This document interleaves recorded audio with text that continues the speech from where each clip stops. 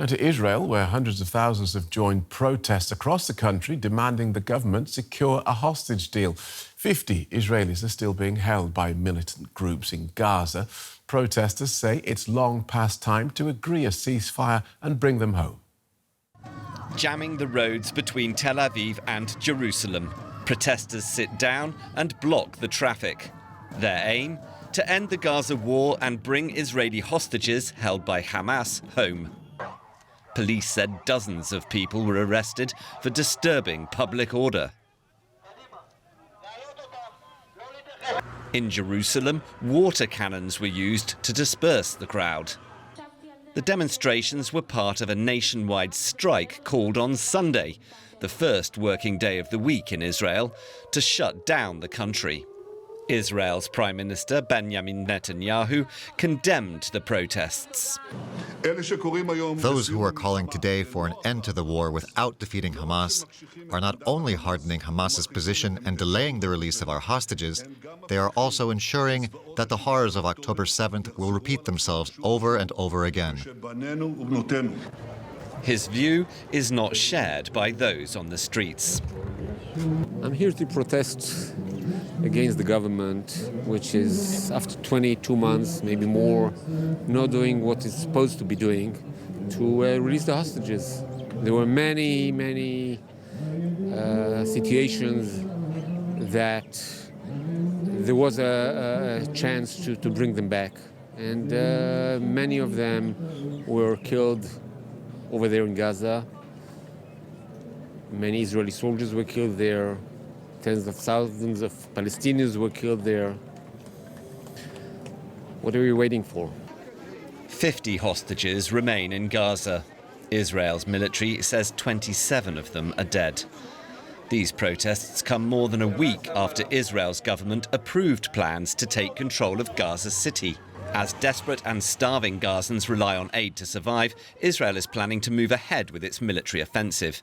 It says it's preparing to move Palestinians from combat zones to southern Gaza and will provide tents and other equipment to do so. But for some on the ground, relocating is an impossible task, which tents alone don't address. How am I supposed to reach the south? I have to walk there with my children, my wife, my elderly father and mother to get to Rafah or Khan Yunis. And even then, there's no space. The Israeli army are telling us to move south, but they're already in Rafah, Khan Yunis, half of Deir al-Balah and half of Nusrat. So where should we go? Where can you move 1 million people? For those in Gaza City, there are no easy options before troops try to seize it in the coming weeks. Let's go straight to our correspondent, Felix Tamzut in Jerusalem. Welcome, Felix. Let's start with those protests over the weekend. What do protesters want the government to do to bring the hostages back? Well, Phil, the demand is pretty clear. The protesters would like the government to seal one deal which would bring every single Israeli hostage home, alive or dead. Such deals have reportedly been offered in the past, with, according to some reports, Israel rejecting it, according to some reports, Hamas rejecting it. But at the end of the day, that's what's being demanded. Also at the price of ending the war, and that's a very, very important part of the cause at the protests yesterday. That the lives of the hostages are the most important thing for many Israelis, and indeed, opinion polls show that most of Israeli society supports those calls. And what's known of the fate of the remaining hostages? According to Israeli estimates, we are talking about some 20 hostages that are still alive, out of the 50 that are currently being held in Gaza.